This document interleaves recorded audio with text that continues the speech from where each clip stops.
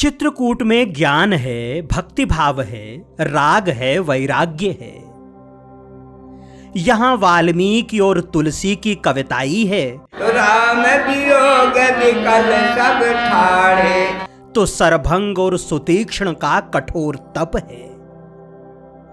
श्री राम के चरण चिन्ह हैं तो उस पर झुका हुआ श्री भरत जी का मस्तक है। श्री लक्ष्मण जी की अखंड पहरेदारी है तो मां जानकी का तपस्विनी स्वरूप है। ठाकुर जी की लीलाओं का गुणगान करता कामदगिरि है तो अत्रि और अनुसुईया का प्रसाद माई मंदाकिनी है।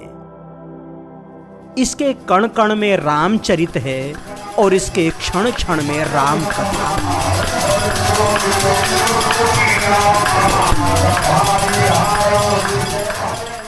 एक महीने की इस 84 कोस परिक्रमा में इन सभी के दर्शन हुए। कुछ के दर्शन बाह्य आंखों से और कुछ के अंतर मन के नयनों से। आइए श्री राम की लीला भूमि और श्री भरत जी की परिक्रमा भूमि को अंतिम प्रणाम करते हैं और श्री चित्रकूट 84 कोस परिक्रमा का समापन करते हैं।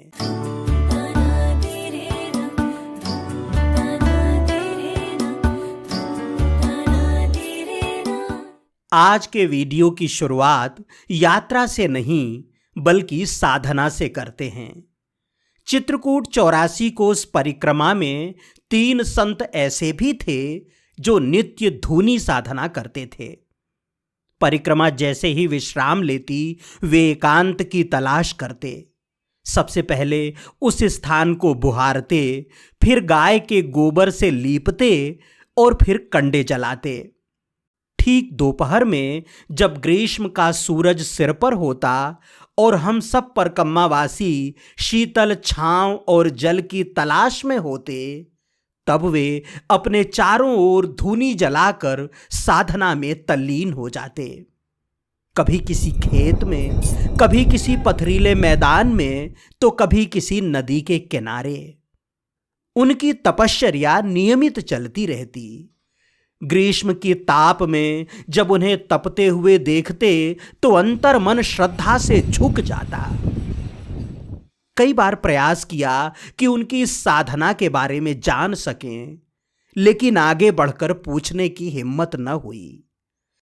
सुन रखा था कि अग्नि साधना करने वाले इन संतों का स्वभाव भी अग्नि के समान ही तीक्ष्ण होता है। कब इनके क्रोध की ज्वाला भड़क उठे पता नहीं चलता। लेकिन फिर लगा कि संत तो संत हैं, जिज्ञासु मन लेकर जाएंगे तो भला वे क्यों दुत्कारेंगे। जैसा सोचा था वैसा ही हुआ। पुजारी जी महाराज से निवेदन किया तो उनका शीतल स्वभाव भी जाना और इस साधना के बारे में भी। ये 18 वर्ष का रहता है धुनी तपने का। पहला तो 3-3 बरस का रहता है, जैसा कि पंचधुनी 3 बरस का है। हाँ, 3 बरस के बाद और 3 साल सप्तधुनी होता है। 6 बरस हो गया। उसके बाद द्वादश धुनी होता है, तो 6 और 3 9 साल हो गया है। उसके बाद 84 धुनी होता है, 3 बरस। 9 के बाद 3 बरस 84 धुनी तो 12 बरस हो गया है। उसके बाद कोट खपर होता है। हाँ, कोट खपर 3 बरस होता है, तो 15 बरस हो गया। उसके बाद खप्पर बोला जाता है, जो अपना घड़ा रहता है उसको ये अमोनिया करके तो सर के ऊपर, माथे के ऊपर रख के चारों तरफ अग्नि चेतवन करके किया जाता है जी। वो 18 बरस लास्ट, तो ये 18 बरस का रहता है। अब आइए परिक्रमा को आगे बढ़ाते हैं। कालिंजर से गुढ़ा कला की दूरी 16 किलोमीटर है, लेकिन धूप की वजह से आते आते 11:30 बज गए। रास्ते में कई जगह फल, दही, हलवा और पोहा की सेवा थी। गुढ़ा कला में हनुमान जी का भव्य मंदिर है। ये महाराज जी बहुत पहले 500-600 वर्ष पहले जो है हनुमान जी महाराज एक मिट्टी खुदाई में एक कुम्हार को मिले थे। इधर स्थान के नीचे नाला है, वहाँ से वहाँ से मिले थे महाराज। तो यहाँ उनको पधराया गया और तभी से यहाँ इनकी सेवा पूजा हो रही है। और निकली हुई मूर्ति बनाई नहीं है, जो वर्तमान शिल्पकार बनाते हैं ऐसी मूर्ति नहीं, निकली हुई मूर्ति है। इनकी बहुत मान्यता है। मंगल शनिवार को यहाँ अपार भीड़ रहती है, लेकिन प्रत्येक दिन यहाँ मेला चलता रहता है। पर्यटक लोग हमेशा यहाँ आते जाते हैं। समीप ही राम जानकी का मंदिर भी है। यहाँ ग्रामीणों की आस्था सुर और साज से भी अभिव्यक्त होती रहती है। कंबोरी विनय सुनो हनुमान बैठे आपने आन आँखों में कन की जान ना रहे दिव्या बैठ शारदा माई गणपत कंठ विराजी पुर पर्वत लखन रघुनाई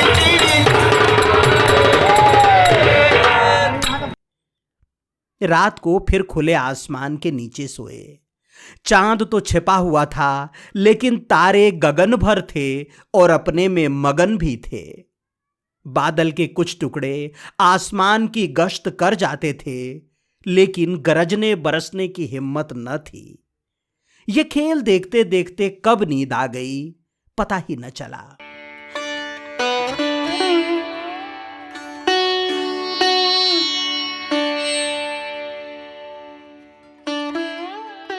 पच्चीसवें दिन की परिक्रमा सेवा को निहारने की थी। संतों से कल्याण पाने की चाह में उनके समक्ष झोली फैलाते हाथों के दर्शन की थी। आशीर्वाद के लिए आस्था को शीश झुकाते हुए देखने की थी। सुबह 3 बजे उठे तो ठंडी हवा चल रही थी। कोयल और मोर की आवाज सुनाई दे रही थी। 5:30 बजे गुढ़ा कला से निकले तो गांव वाले विदा करने आए।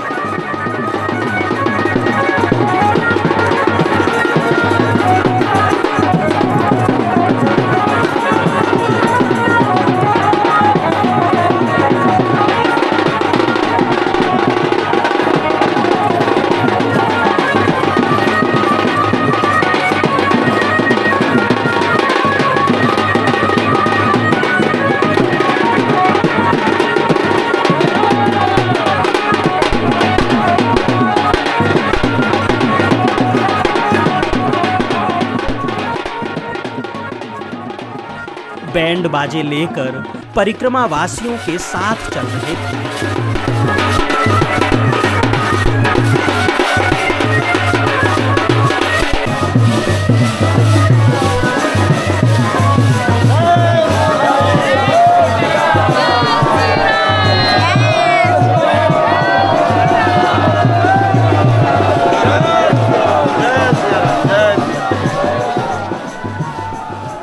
ये लोग पूरे जोश और उत्साह के साथ नौगमा तक आए। यहाँ एक बार फिर बाघिन नदी में। यहाँ तक छोड़ने के बाद बैंड बाजे वाले और राम धुन गाने वाले ग्रामीण लौट गए।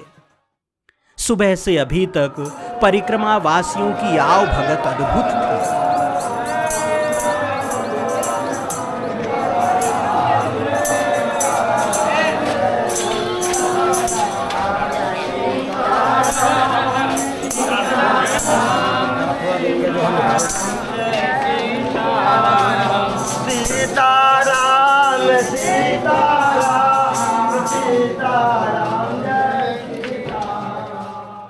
कई जगह रोका गया, ध्वज का पूजन किया गया और परिक्रमा वासियों को फलाहार दिया गया।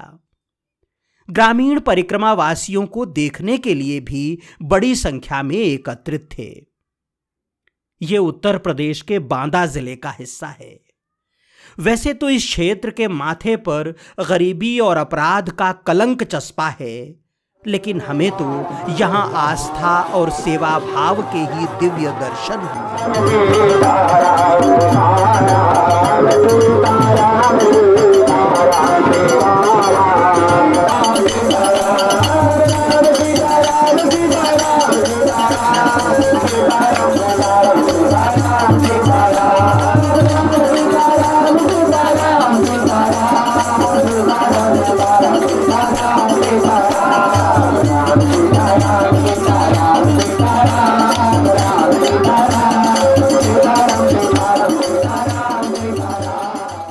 लोगों ने गाय भैंस खूब पाल रखी हैं और खूब दूध दही पिलाते खिलाते हैं।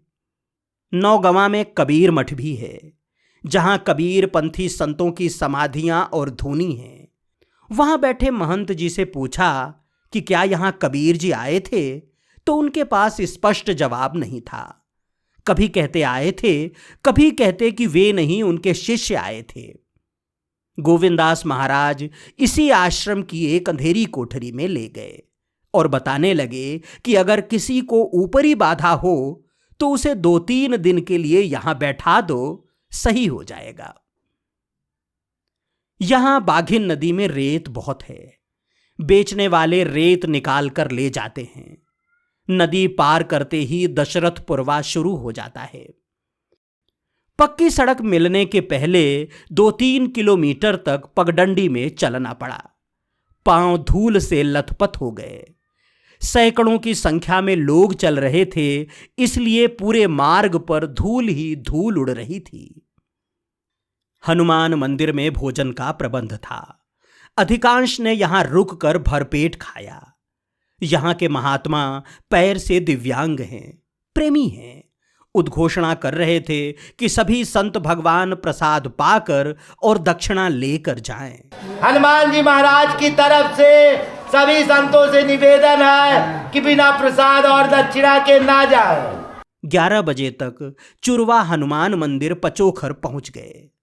आसन लगाकर आराम किया। पंगत के समय मन उस समय भाव विह्वल हो गया जब गांव के लोग परिक्रमा वासियों की ही परिक्रमा करने लगे। वे इन परिक्रमा वासियों को भगवान श्री राम का अनन्य दास मान रहे थे। अलग अलग गांवों में अलग अलग परंपराएं हैं। यही मान्यताएं और परंपराएं इस देश को विविध भी बनाती हैं और दूसरों से अलग भी। पचोखर से अतर्रा पहुंचे। कुल 6 किलोमीटर ही चलना था। रास्ते में बाल भोग और भोजन का प्रबंध था। चूंकि अतर्रा में पूरा दिन बिताना था, इसलिए सुबह 8 बजे ही भोजन कर लिया। अतर्रा में गौरा बाबा मंदिर में आसन लगाया। मंदिर का परिसर काफी बड़ा है। मुख्य मंदिर गौरा बाबा का है। गौरा बाबा अर्थात भोलेनाथ। परिसर में मंदिरों का समूह है। भगवान जगन्नाथ, राम जानकी, पंचमुखी शिव, चारों धाम, नृसिंह भगवान, राधा कृष्ण आदि के मंदिर बहुत सुंदर हैं। मंदिर हैं तो बहुत और सुंदर भी हैं, लेकिन व्यवस्था बिल्कुल भी ठीक नहीं है। सभी मंदिरों में पूरे दिन ताला बंद रहता है। सुबह शाम केवल आरती के समय खुलते हैं। सफाई का अभाव है। जाले लटकते रहते हैं और दीवारें गंदी हैं। राम सरोवर नाम का तालाब है तो काफी बड़ा, लेकिन गंदगी से पटा पड़ा है।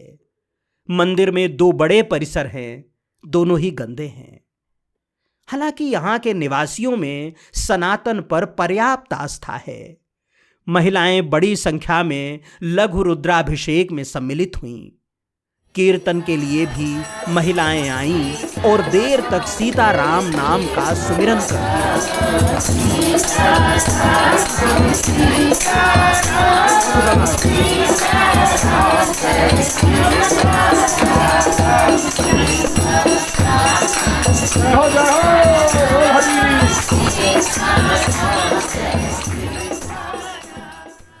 अतर्रा व्यापारियों का कस्बा है, इसलिए लोग अपनी दुकानें बंद कर रात 10 बजे तक दर्शन करने के लिए आते रहे। पचोखर की तरह यहां भी पंगत के समय लोगों ने परिक्रमा वासियों की परिक्रमा की। भोजन सुस्वादु बना था, खासकर खीर। गौरा बाबा मंदिर के पुजारी ने बताया कि यह क्षेत्र अत्रि मुनि का था, इसलिए इसका नाम कालांतर में अत्रि से अतर्रा हो गया। यहाँ जो है, जो मकर संक्रांति का त्यौहार है, दशहरा है, दीपावली है, शिवरात्रि है, बड़े धूमधाम से मनाए जाते हैं। और यहाँ पर सीताराम नाम का अनवरत आज 50 साल से नाम संकीर्तन हो। यह यहाँ का सिद्ध स्थान है, जागृत स्थान है। क्योंकि अखंड सीताराम नाम की ध्वनि निरंतर चलती है। ये अत्र मुनि की नगरी कहलाती है। यहाँ पर अत्र मुनि का आश्रम था, तो अत्र मुनि यहाँ रहते थे। तो उनके दर्शन के लिए महाराज भगवान राम और उनके सपरिवारी जन यहाँ आए। अत्र मुनि के आश्रम से जाना जाने वाला ये आश्रम आज अतार्रा नाम से प्रसिद्ध हो गया। अगली सुबह चौसड़ के लिए रवाना हुए तो एकादशी थी। मंदिर से ही फल पेठा और दक्षिणा बंटना शुरू हो गई। खाने और दक्षिणा लेने वाले पूरी शक्ति से जुट गए। शहर के मध्य में पहुंचे तो बड़ा बालभोग था।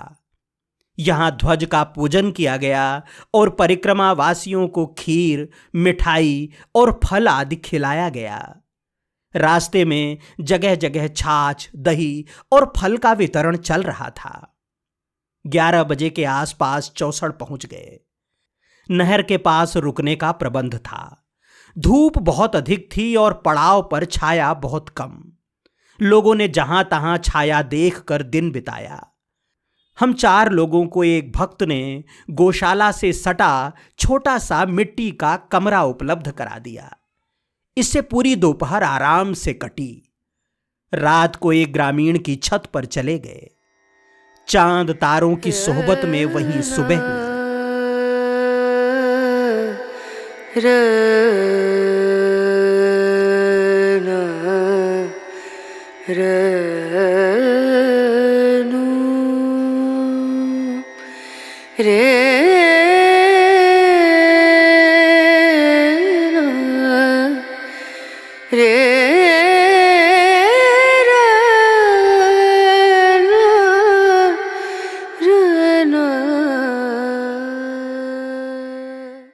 सुबह ध्वज जल्दी निकला, 5:15 बजे। मैं 5:30 बजे निकला।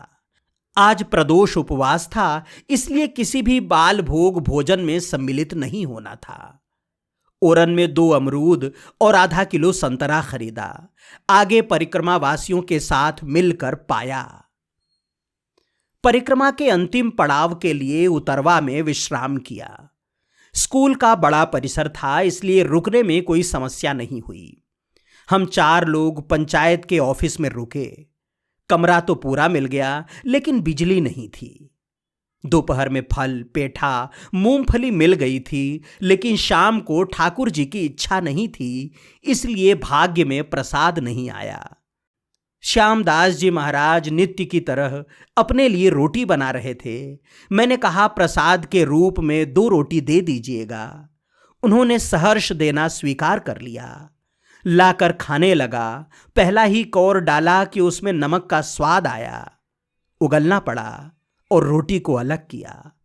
दुकान से जो गुड़ खरीदा था वो भी अच्छा नहीं था, उसे भी एक डली खाकर रख दिया।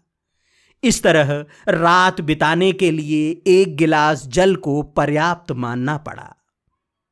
भोजन के मामले में पूरी परिक्रमा जितनी बेहतरीन रही, अंतिम पड़ाव कुछ ऐसा ही हो गया। हालांकि आज भी प्रसाद अच्छा ही बना था, लेकिन मेरे हिस्से में नहीं था।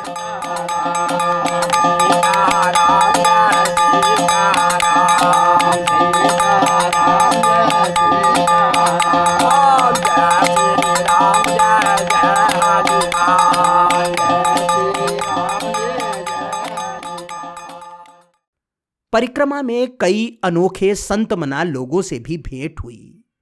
पिछले दिनों हेमंत अग्रवाल से परिचय हुआ। वे हाथ में एक डिब्बा लेकर चल रहे थे। दोपहर में एक पेड़ के नीचे बैठे और डिब्बे में रखा दही मथने लगे। मुझसे बोले, आप भी लस्सी लेंगे? मैंने सोचा उनका उपवास होगा, इसलिए मैंने कहा, आप लीजिए, आज मेरा उपवास नहीं है। उन्होंने कहा, उपवास मेरा भी नहीं, पिछले 10 साल से यही मेरा भोजन है। मैं चौंका। फिर वे बताने लगे कि विगत 10 वर्षों से वे किस तरह दही खाकर जीवन बिता रहे हैं। सुबह शाम 1-1 किलो दही पीते हैं और मस्त गृहस्थी का काम करते हैं। गृहस्थ जीवन में होते हुए इस तरह की आहार साधना चमत्कृत करने वाली है। तो आप जैसे केवल दही का इस्तेमाल करते हैं, उससे आपको शरीर में कोई कमजोरी महसूस नहीं होती? कोई कमजोरी नहीं है, ठाकुर जी की कृपा है, बड़े आनंद से, बड़ी शक्ति रहती है शरीर में, कोई दिक्कत नहीं आती किसी बात से। अच्छा, मतलब दही एक पूरा आहार आपके लिए है, हाँ जी। उसमें कोई दिक्कत नहीं होती। दिक्कत नहीं। मतलब जैसे आपका काम किस तरह का है, शारीरिक काम कितना करते हैं? सारी काम तो इतना है कि हम गौ सेवक हैं अपने एरिया में, और उनका इलाज कराना, उनके मरे हुए के अंतिम संस्कार कराना और उनको भोजन की व्यवस्था करना। तो हमारे यहाँ मंडी से सब्जी आती है, सिकंदरा मंडी से, और करीब 100 कट्टे आते हैं। पूरी गाड़ी अपने हाथ से उतारते हैं, अपने हाथ से वितरण करते हैं, अपने हाथ से खिलाते हैं। उम्र आपकी क्या है? मेरी उम्र 44 साल है। अच्छा, तो 44 साल में आपने 10 साल से, मतलब 34 साल की उम्र जब आपकी थी तब आपने दही का निर्णय किया। ऐसा कोई संकल्प है क्या कि कब तक करना है? ठाकुर जी कृपा, कोई संकल्प नहीं है, कोई निश्चय नहीं, समय नहीं है कि कब क्या हो, सब प्रभु को सौंप रखा है। दही नमक के साथ लेते हैं या शक्कर के साथ? नहीं, मीठा दही लेते हैं। मीठा लेते हैं, शक्कर के साथ लेते हैं। हाँ, मतलब 1 किलो दही सुबह, 1 किलो शाम को। 1 किलो दही सुबह, 1 किलो शाम को। जैसे 10 साल हो गया, नमक नहीं पाया आपने? नहीं। तो उसकी वजह से कोई कमजोरी या कोई ऐसी कोई दिक्कत? कमजोरी नहीं है। अच्छा, सब हमारी कृपा, ठाकुर जी की, राधा रानी कृपा है, बड़ी कृपा गौ माता की, किसी बात से कोई कमजोरी नहीं है। तो अब आप ये बताइए कि जैसे सुबह की जो शौच क्रिया है उसमें तो किसी तरह की कोई समस्या नहीं होती? उसमें समस्या होती है, करीब 2 दिन पीछे जाते हैं करीब। अच्छा, और फिर इसके बाद एक नॉर्मल प्रक्रिया है? हाँ। है ना? तो उसमें कोई दवाई वगैरह तो नहीं लेनी पड़ती? नहीं। अच्छा, अब आप ये बताइए कि 10 साल में आपने किसी तरह की कोई एलोपैथी, होम्योपैथी, आयुर्वेदिक दवाई का इस्तेमाल किया है? अभी तक नहीं किया। नहीं किया। वैसे तो परिक्रमा 30 दिनों की थी और आज सूर्य कुंड में अंतिम विश्राम होना था, लेकिन कल सोमवती अमावस्या होने से चित्रकूट में अपार भीड़ हो जाएगी और नगर के भीतर वाहनों का प्रवेश भी प्रतिबंधित हो जाएगा। ऐसे में जो वाहन परकम्मा वासियों का सामान लेकर चल रहा है वो आश्रम तक नहीं पहुंच पाएगा। इस असुविधा से बचने के लिए 1 दिन पहले ही परिक्रमा की पूर्णाहुति हो जाएगी। 1 दिन में 2 दिन की यात्रा करने के कारण अंतिम दिन यही कोई 35-36 किलोमीटर चलना पड़ेगा, पूरी परिक्रमा में सबसे अधिक। उतरवां से निकले तो बच्चों ने सीताराम के अभिवादन से विदाई दी। जब परिक्रमा प्रारंभ हुई थी तब गेहूं की फसल पूरी तरह हरियाई हुई थी, पानी और खाद पीकर बड़ी हो रही थी। अब जब परिक्रमा पूरी हो रही है, कट कर खलिहान पहुंचने वाली है। ऐसा ही हमारा जीवन भी है। जब प्रारंभ होता है तो सब कुछ पा लेने की चाह से भरा होता है, लेकिन जब उत्तरार्ध की ओर होता है तो मुट्ठी की रेत की तरह सब कुछ फिसलता हुआ देखता है। गांव को पार किया तो पुनः बाघिन नदी से भेंट हुई। ये बाघिन से अंतिम मुलाकात थी। चित्रकूट 84 कोस परिक्रमा में एक नदी बार बार मिलती रही। उसने बार बार आचमन करवाया, बार बार चरण पखारे और बार बार आगे का मार्गदर्शन किया। वो नदी है बाघिन। लोक जिसे बाघिन कहता है, बागमती भी कहता है। इस नदी को आज परिक्रमा के अंतिम दिवस अंतिम प्रणाम करते हैं। माँ, तुमने राह दिखाई, माँ तुमने पवित्र किया, माँ तुमने आंतरिक और बाह्य शुद्धि की, आपको बारंबार प्रणाम। गांव, खेत खलिहान, कटीली झाड़ियों वाली गलियों और छोटा जंगल पार करते हुए 7-8 किलोमीटर चल आए। अब तक सभी को भूख और प्यास की अनुभूति होने लगी थी। यहां झाड़ियों वाला पहाड़ था, कहने को परम एकांत था, लेकिन देने वाले ने यहां भी भूख और प्यास को तृप्त करने का इंतजाम कर रखा था। कुछ भक्तों ने प्रसाद जिमाने की व्यवस्था कर रखी थी। कुएं का निर्मल जल था और सुस्वादु खिचड़ी। जिसकी जितनी भूख प्यास थी उसने उतना पाया। इस अकिंचन की भूख इस छोटी सी पहाड़ी के शिखर पर जाने की थी। बिना किसी विलंब के ऊपर पहुंच गए। जैसे हर पहाड़ी आस्था की एक छोटी सी टेकरी होती है, ये भी थी। छोटे से स्थान में शिवलिंग की प्राण प्रतिष्ठा थी। जैसे भोलेनाथ यहां बैठकर जंगल से आने जाने वाले हर यात्री को देख रहे थे, हर परिक्रमावासी की भाव भक्ति परख रहे थे। चित्रकूट 84 कोस परिक्रमा पूर्णाहुति की ओर है, लेकिन ये पहाड़ जहां भी होते हैं अपने पास बैठा ही लेते हैं। ये वन, ये हरियाली जहां भी मिलती है तनिक देर के लिए रोक ही लेती है। कहती है चल तो बहुत देर से रहे हो, पहुंच ही जाओगे एक न एक दिन अपनी मंजिल पर, लेकिन तनिक मेरे पास भी तो बैठो, मुझसे भी तो बतियाओ। और फिर अगर सेवा का प्रकल्प चल रहा हो, परिक्रमा वासियों को कोई जल पिला रहा हो, तनिक सा बाल भोग दे रहा हो, इस क्षुधा को, इस प्यास को तृप्त करने का प्रबंध कर रहा हो, तो वहां रुकना हर हाल में अवश्यंभावी हो जाता है। वहां ठहर कर उनका सेवा भाव देखना भी एक परम कृपा है ठाकुर जी की, परमात्मा की। इस पहाड़ी और यहाँ की सेवा के दर्शन के बाद थोड़ा ही आगे बढ़े तो कुछ घरों वाला गांव मिला। यह मां कालिका का स्थान था। पीछे की पहाड़ी पर जैसे शिव विराजे थे, यहां शक्ति थी। चूंकि ये गांव के मध्य में है और इस स्थानीय शक्तिपीठ पर ग्रामीणों की अपार आस्था भी है, इसलिए ये मंदिर अपेक्षाकृत व्यवस्थित है। पहाड़ी पर स्थित इस मंदिर तक जाने के लिए सीढ़ियां हैं और मंदिर भी सुंदर बना हुआ है। छोटा है लेकिन सुदर्शन है। बड़े बड़े पत्थरों के बीच से परिक्रमा पथ है। मंदिर के समीप गड़े हुए त्रिशूल बताते हैं कि मनौतियां पूरी होने के बाद ये यहां चढ़ाए गए हैं। कालिका मैया और शारदा भवानी की जय बोलते हुए सभी आगे बढ़ चले। अंततः नेतापुरवा, इटखरी, बीरा गांव और बड़ा पुरवा होते हुए सूर्यकुंड के समीप आ गए। जैसे ही सूर्यकुंड के निकट पहुंचे, कुछ पोखर तालाब जैसे मिलने लगे। समझ में नहीं आ रहा था कि असली सूर्यकुंड कहाँ है। थोड़ी ही दूर पर मिली मां मंदाकिनी, वही मंदाकिनी जो मां अनुसुईया की तपस्या से चित्रकूट से निकली हैं और राजापुर में जिनका विलय माई यमुना में होता है। यहां मंदाकिनी किसी अल्हड़ किशोरी की तरह चट्टानों पर खेलती हैं। अपनी कमनीय जलधारा से कभी कठोर पत्थरों का मस्तक सहलाती हैं, तो कभी अपनी फूलों सी कोमल गोद में बैठाकर बच्चों को नहलाती हैं। ग्रीष्म काल में मंदाकिनी के पास जल का वेग भले ही थोड़ा कम होता है, लेकिन दुलार असीम रहता है। मनुष्यों से लेकर पशु पक्षियों तक सभी को शीतल करती रहती है। कहा जाता है कि वनवास काल के दौरान प्रभु श्री राम जब यहां आए, तब 7 घोड़ों के रथ पर सवार होकर सूर्य भगवान उनसे मिलने के लिए पहुंचे।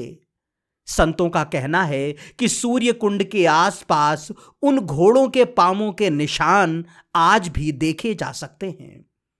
इस स्थान पर भौतिक रूप से कभी ठाकुर जी और सूर्य भगवान का मिलन हुआ था या नहीं, ये तो वही जाने, लेकिन सनातन के लिए ये स्थल उसी रूप में पूज्य और वंदनीय है।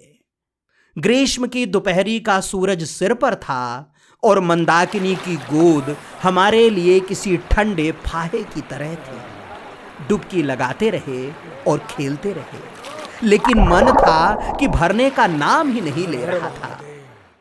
अगर रात का पड़ाव यहां होता तो शाम तक मंदाकिनी की माया में उलझे रहते, लेकिन 2 घंटे बाद चित्रकूट के लिए प्रस्थान करना था, इसलिए यहां से मंदिर की ओर जाना था।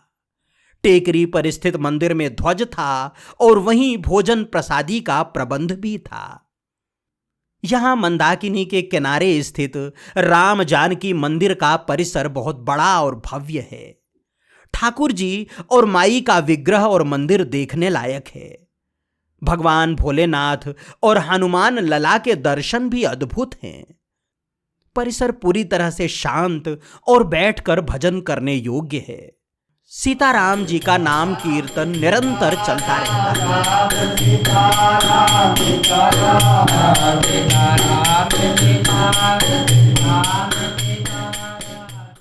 भोजन के बाद बजरंग बली की शरण में तनिक देर आराम किया और फिर चित्रकूट के लिए आगे बढ़े।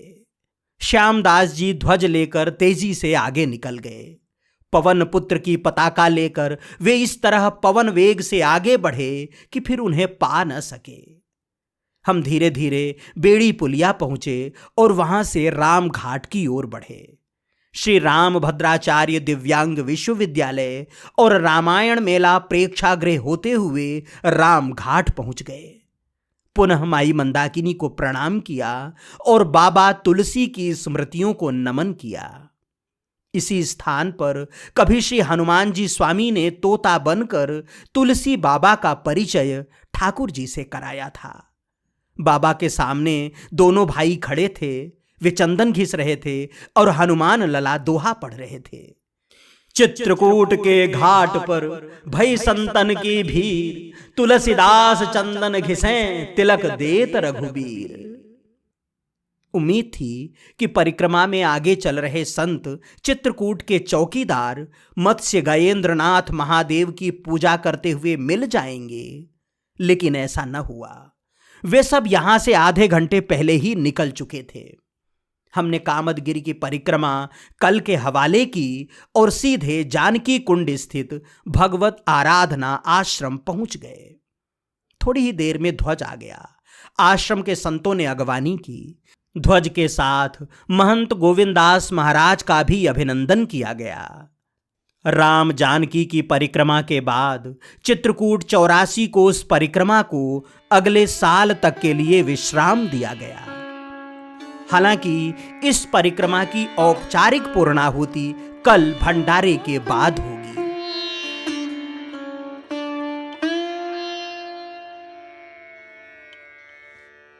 ये सोमवती अमावस्या की सुबह थी। बड़ी संख्या में लोग कामदगिरी की परिक्रमा के लिए जा रहे थे। चारों ओर कामतानाथ स्वामी के जयकारे गूंज रहे थे। मंदाकिनी स्नान के बाद मैं भी प्रथम मुखारविंद पहुंच गया। कामतानाथ को नमन किया और चल पड़ा उस सनातन पथ पर जहां भगवान श्री राम, माता जानकी और श्री लक्ष्मण जी के साथ लगभग 11.5 साल रहे, जहां उनके चरण पड़े। राह में मिलने वाले मंदिरों, देव प्रतिमाओं और स्थलों को प्रणाम किया। बरहा के हनुमान जी को शीश नवाया। भरत मिलाप स्थल को दंडवत किया। चारों देहरी की धूल माथे पर रखी। आस्था के उन असंख्य पावों का मन ही मन वंदन किया जो ठाकुर जी की फेरी लगाने के लिए यहां तक दौड़े चले आते हैं। कामतानाथ स्वामी की 5 किलोमीटर की इस प्रदक्षिणा को इसलिए विस्तार नहीं दे रहे क्योंकि पहले भी आप इस प्रदक्षिणा का विस्तृत वीडियो देख चुके हैं। तब ठाकुर जी ने इस अकिंचन को 108 परिक्रमा के लिए बुलाया था। अगर आपने वो वीडियो नहीं देखा है तो देख सकते हैं। लिंक डिस्क्रिप्शन और आई बटन दोनों में है। कामदगिरी की परिक्रमा के बाद जानकी कुंड में मां मंदाकिनी के पास पहुंचे और अंतिम प्रार्थना समर्पित की। उनसे तनिक भाव और भक्ति मांगी। जानकी कुंड से श्री चित्रकूट 84 कोस की परिक्रमा प्रारंभ हुई और जानकी कुंड पर ही इस परिक्रमा की पूर्णाहुति हुई। ये परिक्रमा न केवल 84 कोस की वो परिक्रमा थी जहाँ जहाँ प्रभु श्री राम ने अपने चरण रखे, जहाँ जहाँ श्री भरत जी ने उनकी परिक्रमा की, बल्कि ये परिक्रमा माँ मंदाकिनी की भी परिक्रमा थी।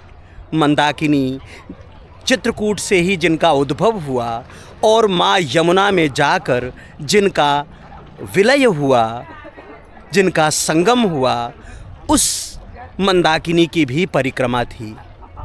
मंदाकिनी की परिक्रमा करने के बाद यहाँ जानकी कुंड में आकर मंदाकिनी को प्रणाम किया और माँ मंदाकिनी से प्रार्थना की कि आपने उस समय प्रभु श्री राम के चरण स्पर्श किए थे, उन्हें प्रणाम किया था, आपके ही जल में उन्होंने अवगाहन किया था। अतः एक तरह से आपका नाता प्रभु श्री राम से है। अभी भी आपके जल में प्रभु श्री राम की स्मृतियां हैं। उस जल को स्पर्श करके, उस जल का अवगाहन करके प्रभु श्री राम को भी प्रणाम किया। इस तरह माँ से प्रार्थना की, माई मंदाकिनी, जिस तरह से तुमने अभी तक अनगिनत संतों को तारा है, प्रभु श्री राम का श्रृंगार किया है, जिस तरह से तुम्हारे जल का अवगाहन करके जाने कितने लोग निर्मल हुए हैं, अंतर्मन से भी और बाहर से भी हमें भी पवित्र करना, हमें भी शुचिता प्रदान करना, हमें भी वो भक्ति देना जो तमाम संतों को तुमने दिया है, हमें भी उन चरण रज का स्पर्श देना जो तुमने प्रभु श्री राम के चरण से प्राप्त किया था। सुबह के 10:30 बज गए थे और भगवत आराधना आश्रम में पंगत का समय हो गया था।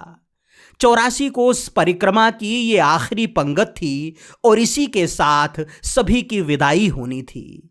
कोई बावरा ही होगा जो ऐसे अवसर को छोड़ेगा। पहुंचे तो पंगत बैठ चुकी थी और सारे संत सीताराम नाम का सुमिरन कर रहे थे।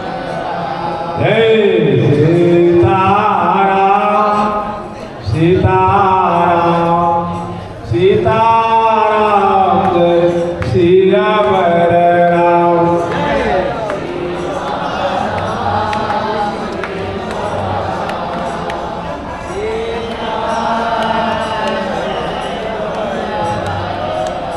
जय सीताराम सीताराम सीताराम जय सिया राम। सबने सुस्वादु प्रसाद पाया और 200 रुपए की दक्षिणा भी। राम जी के साथ गोविंदास महाराज जी का आभार व्यक्त किया और सब अपने अपने धाम की ओर चल पड़े। संतों के साथ इस वीडियो श्रृंखला से अपनी भी विदाई का समय हो गया है। हम तो आपसे विदा ले रहे हैं, लेकिन आपको अगले बरस इस परिक्रमा में आने का न्योता दिए जा रहे हैं। दुनियादारी की तमाम झंझटों को ताले में बंद कर चित्रकूट की इस 84 कोसीय परिक्रमा में एक बार अवश्य आइएगा। कब आना है और कैसे आना है ये तो आपने इस वीडियो श्रृंखला के पहले भाग में ही देख जान लिया है। नहीं देख पाए हों तो देख लीजिएगा। दूसरा, तीसरा, चौथा और 5वां भाग भी आपकी सेवा में समर्पित हो चुका है। लिंक डिस्क्रिप्शन में है। फिलहाल इतना ही। यायावर ओम द्विवेदी को अनुमति दें। चलते चलते वही एक निवेदन, अगर आपने अभी तक ओम दर्शन चैनल को सब्सक्राइब नहीं किया है तो कृपया कर लें। अगर आप चाहते हैं कि हमारा ये सनातन धन जन जन तक पहुंचे तो परिचितों और मित्रों के साथ साझा करें। हमने अपने हिस्से का काम किया, आपका काम आपको करना है। हमारी भक्ति को अपनी शक्ति दें। जय हो चित्रकूट धाम की, जय हो कामतानाथ स्वामी की, मंदाकिनी मैया की जय, नर्मदे हर।